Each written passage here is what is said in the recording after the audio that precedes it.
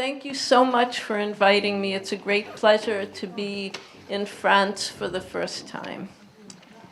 So, what does it mean to talk about the CRPD as an emancipatory human rights practice? Let's explore what that means.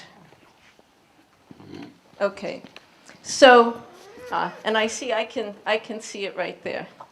Great. Okay, so human rights practice is itself emancipatory. When we talk about what does it mean to do human rights, to advocate human rights, to actually do human rights as a practice, the human rights regime, as a regime of international law, has inherent emancipatory potential. It's capable of responding to the protagonism of oppressed and marginalized people. That's a feature of the human rights regime in international law that's very powerful, and that's so important for people with disabilities.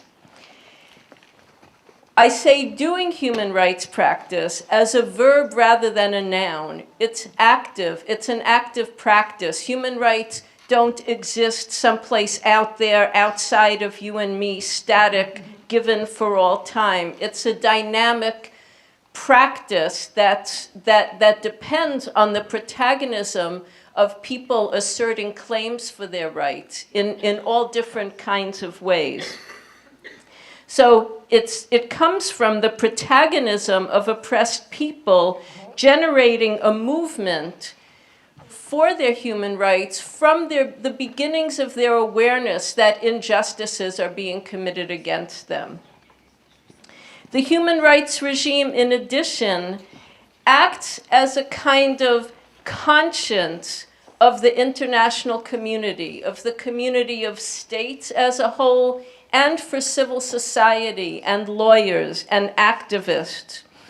In the human rights regime, you will notice treaties like the CRPD talk about recognition of rights rather than a kind of granting of rights. It's not so much some sovereign above us that is handing our rights to us. Rather, the international community of states and civil society and lawyers are recognizing that these rights already exist for all human beings without discrimination. So it's a kind of concept very close to the concept of natural law or natural justice that's very much amenable to this protagonism of oppressed people seeking to name the violations, to name the rights that we claim that are actually being violated in practice in our lives. Lastly, the human rights regime, when we are in the process of negotiating treaties and all the monitoring and implementation of treaties, but particularly in the negotiation of treaties and adoption and ratification, what we're talking about is consensus action of the international community. International action by consensus of states, very much influenced by civil society, to promote adherence to these values that are emerging as a kind of natural law, the rights that have been recognized. So there's consensus action to promote adherence to these rights that are recognized through creating positive international law and through its interpretation. So once there's a treaty enacted, it is positive international law. It is directly and explicitly binding on those states parties that ratify it.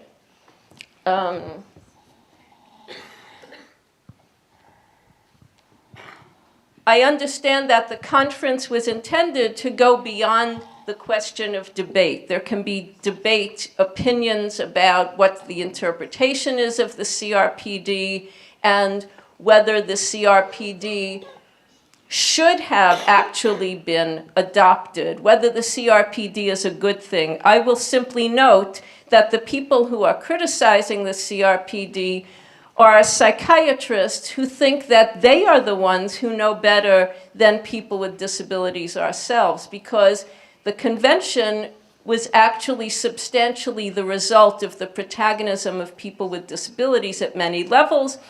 One of the chairs of the ad hoc committee where the convention was negotiated has said repeatedly that 80% of the convention was actually written by civil society, which was predominantly people with disabilities.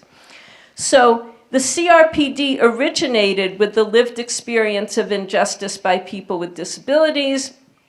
Becoming aware of injustice initiates the movement outward to speak about it, to complain, organize it with others in the same situation, to conceptualize the redress that needs to be put into law and practice, and the strategies to achieve it.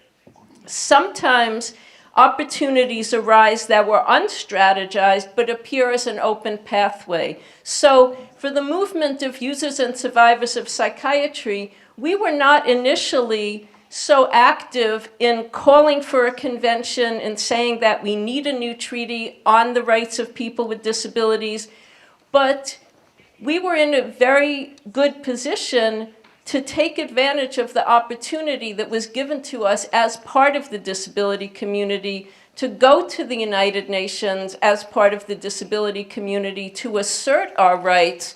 This is how we see our human rights. This is how we define our human rights.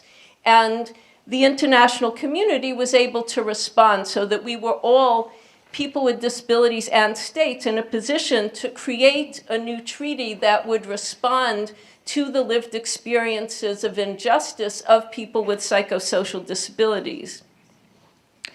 So CRPD created opportunities for us to insert ourselves into international law as protagonists. As protagonists for our own rights, we advocate, interesting, because I want to call attention to the different levels of the political and public life, and also our personal autonomy, as one of the presenters mentioned earlier.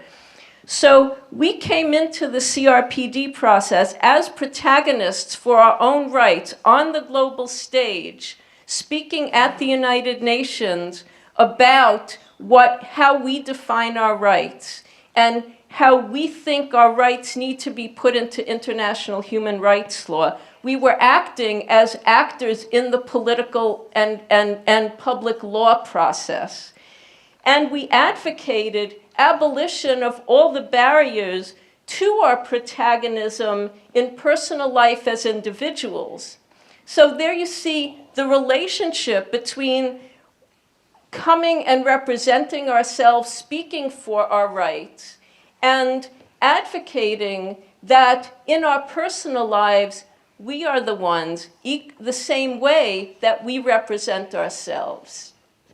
Not, in other words, not to have a guardian being put in place to speak for us, to represent us, to make decisions for us, not to have family members or psychiatrists or judges in the position of mediating and speaking for us and making decisions, mediating between us and our rights. We are directly inserting ourselves into the process of making international law, and the same way we are calling for that to be the norm and the right guarantee to each and every one of us in our personal lives. So that collective self-representation contradicted the traditional approach that the law has to people with psychosocial disabilities, where we've been treated as legally incapable of exercising rights and freedoms. And I have a slide that gives some detail about the different ways that some of us use different terminology to say who we are.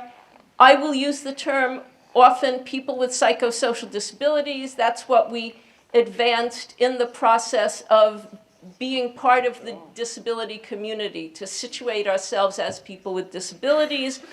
We also say users and survivors of psychiatry, self-defined as people who have experienced madness and or mental health problems, or who have used or survived mental health services. And I won't go into more detail on that. That was just an aside. I hope to make these slides available for people afterwards as well. So just this process and this way that the protagonism of ourselves in the process, creating international law, advocating our rights for protagonism in our daily lives, in a sense, the value of that was not so much a strategy that was preconceived, but what I'm saying is that this, maybe I'm just saying it again, it was a natural consequence of participating in the drafting and negotiation of a human rights treaty based on the principle of non-discrimination. So that's the other key part, is that our advocacy in the process of creating the CRPD was consistently appealing to the principle of non-discrimination and framing our core points of advocacy in terms of disability-based discrimination. And I'll go through those in a minute, step by step.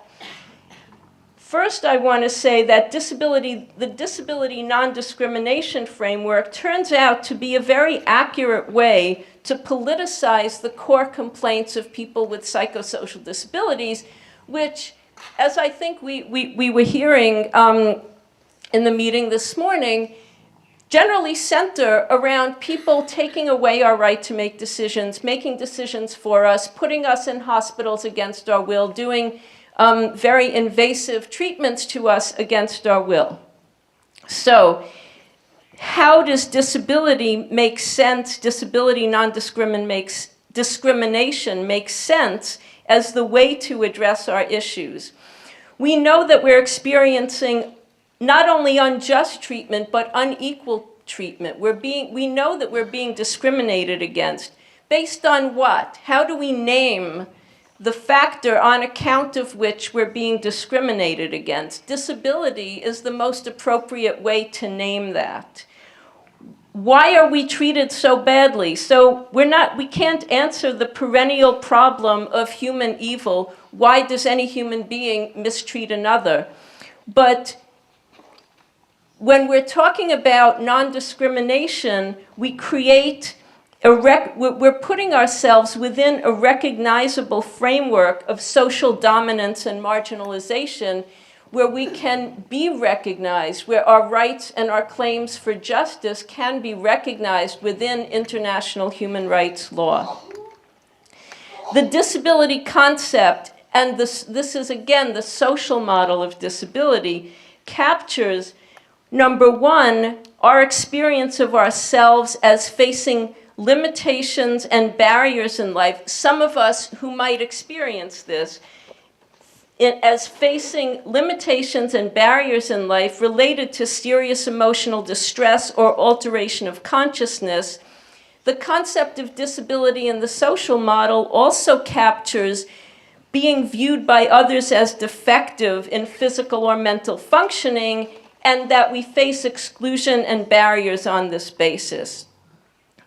And the disability, in this way, the disability concept, the social model of disability non-discrimination, allows us to coherently advocate as together, all of us, as survivors of forced psychiatric interventions, mental health service users, people with self-experience of mental health condition, without contradicting each other or without having to deny any aspect of our own experience. Okay, so I have some slides going through some of the different ways that you can trace the evolution of certain ideas from the advocacy of the World Network of Users and Survivors of Psychiatry in particular into the text. Now, of course, we were one of, I think it was maybe seven international organizations of people with disabilities, and there were regional federations like EDF, and then many others who were involved. But the global DPOs, I think, and the regional ones, played a particular role in this process. So first, we said we define our human rights. That can also be expressed as nothing without, nothing about us. Without us, as you heard before, and you know CRPD Article 4.3 requires close consultation of people with disabilities through their representative organizations and all matters concerning them. So that principle made it into the convention itself. Next, we advanced the premise that psychiatric incarceration, in other words, commitment, internment against a person's will to a psychiatric hospital or institution, is in fact discriminatory detention based on disability. It's understood, I believe it's established in international law, that if detention is discriminatory, it is by virtue of being discriminatory, it is arbitrary detention. That is very clear now from the jurisprudence of the Working Group on Arbitrary Detention.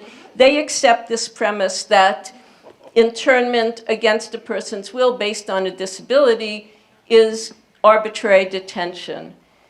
So we have that comes into CRPD Article 14. And in the jurisprudence of the CRPD committee, we see them making explicit that Article 14.1b prohibits the deprivation of liberty on the basis of actual or perceived impairment, even if additional factors or criteria are also used to justify the deprivation of liberty, like danger to self or others. And they say that non-consensual commitment in mental health institutions contradict the absolute ban on deprivation of liberty on the basis of impairment and the principle of free and informed consent of the person concerned for health care. So the committee has repeatedly called on states to repeal those provisions of law that allow these internments to happen. They have said, called on states to ensure that no person is detained against their will in any kind of a mental health facility. They just said recently in the general comment number 5, the right to live independently in the community, Article 19, among other things, also entails the obligation on states to release all persons who are confined against their will in mental health services. So we see the text of the convention asserts the general principle as a matter of disability non-discrimination, that states must ensure that there can be no deprivation of liberty that is justified based on the existence of a disability. That's what the text of Article 14 says. That came in because of the advocacy that we were promoting, and the CRPD committee has interpreted it. They have understood that this was the intention. It's also important to note that during the negotiations, there were some states in the negotiations who wanted to say that there should be no deprivation based solely on the existence of a disability.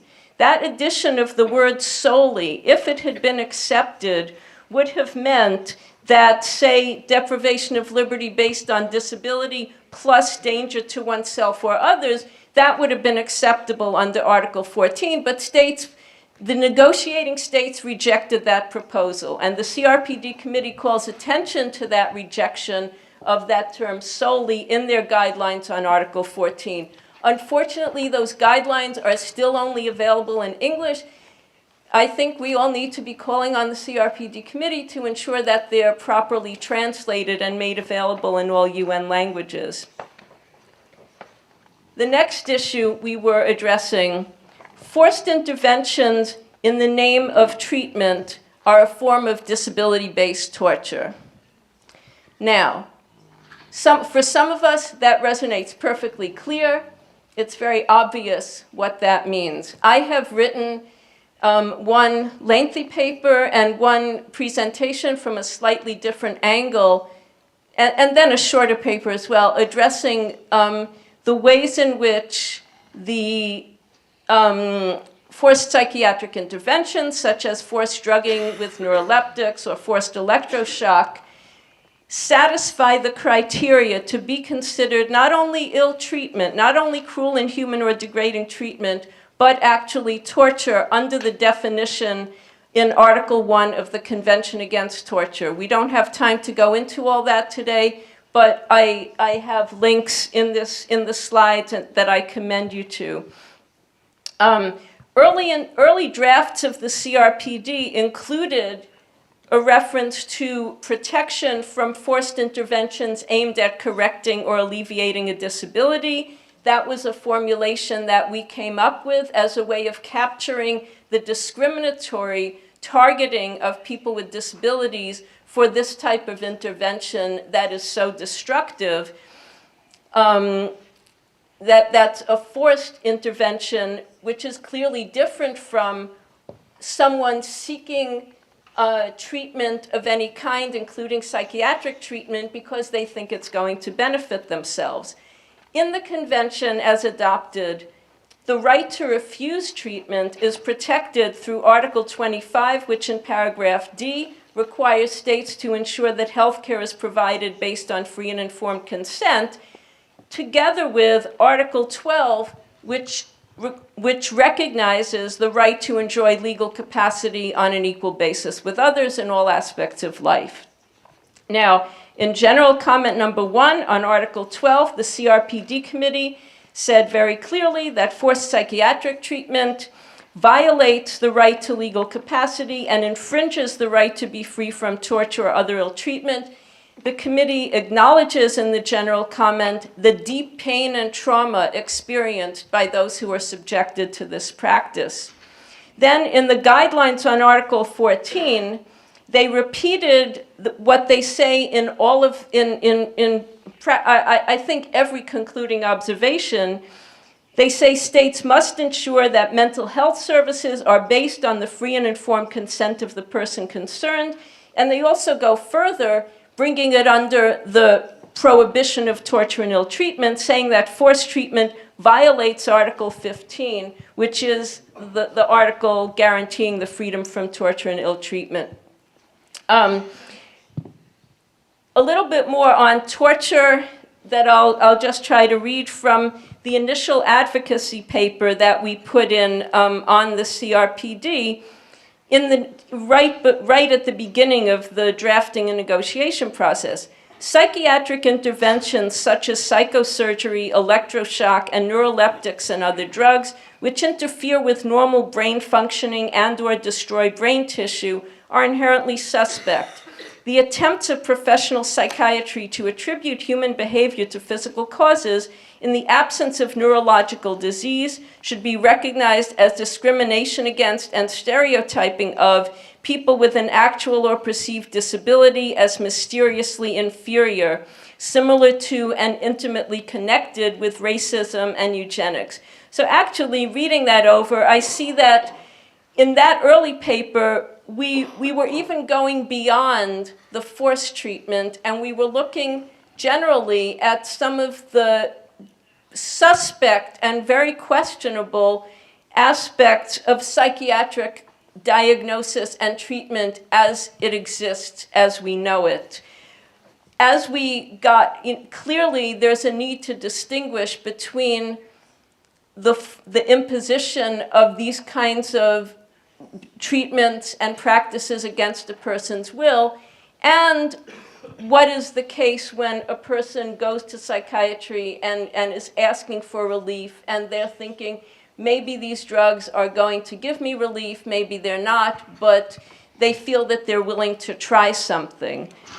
So we did then end up talking about forced interventions, and the Special Rapporteur on Torture, Manfred Novak, in 2008, adapted the formulation that we had created when he said forced or non-consensual medical treatment aimed at correcting or alleviating a disability can amount to torture or other ill treatment.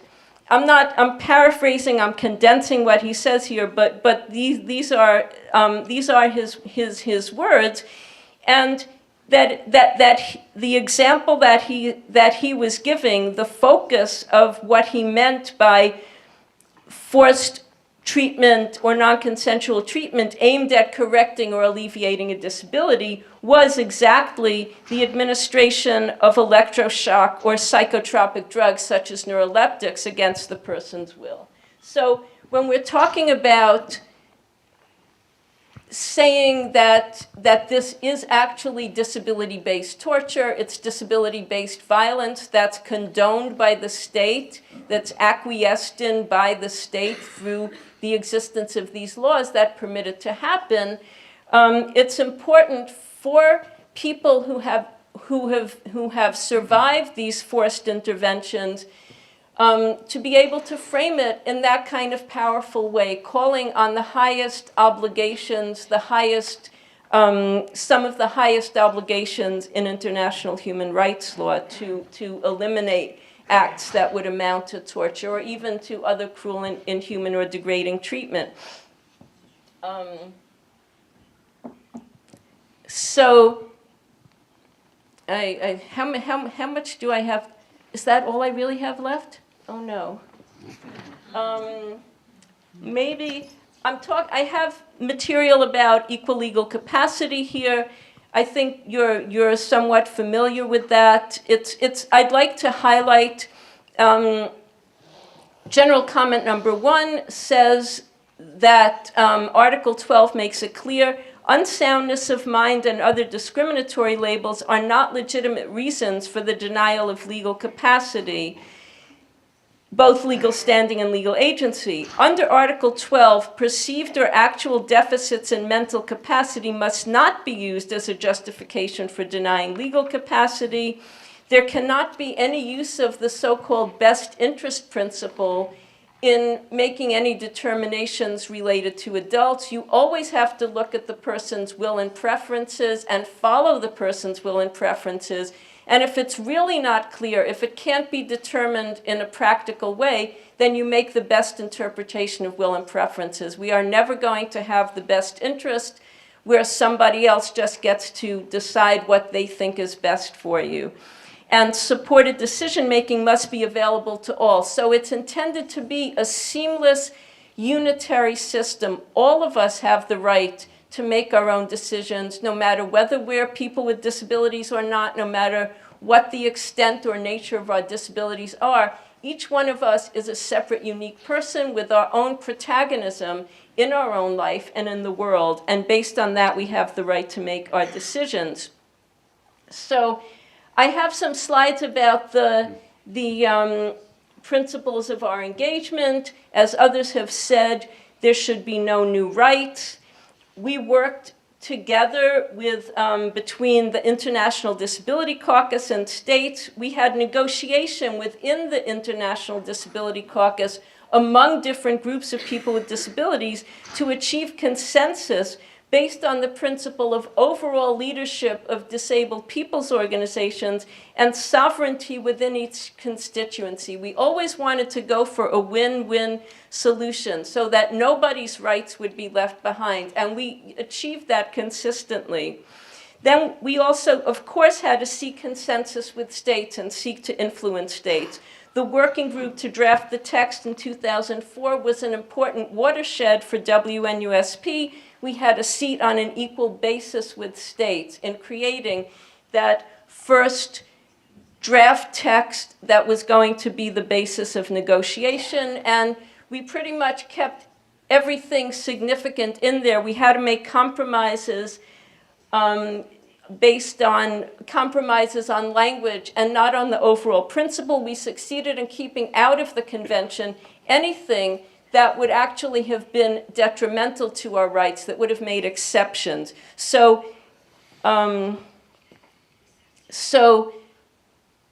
there's nothing in Article 12 or Article 14 that says that they can do guardianship, that they can do substitute decision-making or forced treatment in psychiatry. There were states that were trying to put in proposals that would have said that. And we were able to keep it out with the support of a number of states that, in principle, were willing to accept the same values. Now it's clear that implementation and monitoring are different kinds of activities. than negotiating a treaty. The global aspect of monitoring, interpretation by the treaty body, has been essential to settle debates, at least about the official UN interpretation. Implementation and monitoring of particular countries happens one country at a time. It's more isolated than negotiations. So part of what I'm trying to do is convey the spirit as well as the letter and substance of the CRPD to DPOs throughout the world.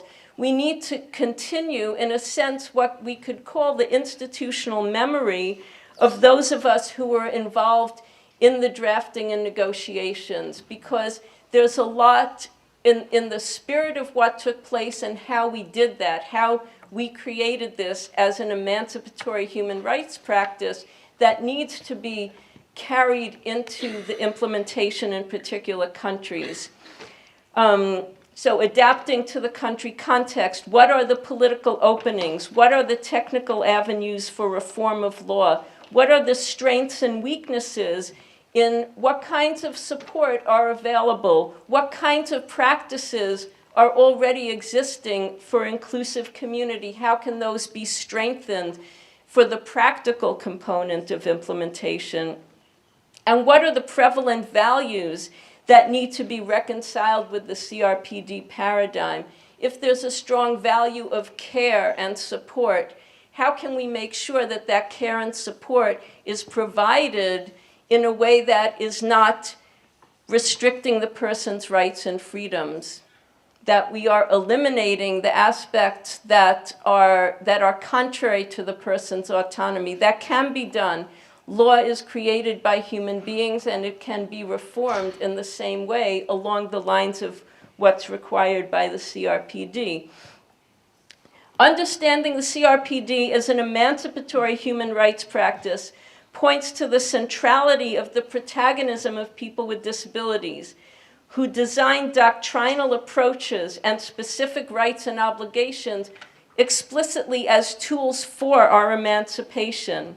The substantial buy-in by states parties in the process of the drafting and negotiation, in the ratification, and in some beginning efforts in implementation, has demonstrated, as demonstrated by the negotiation with the negotiation history, the history of the negotiations, that there has been this substantial buy-in, at least with respect to the broad principles as articulated in the convention.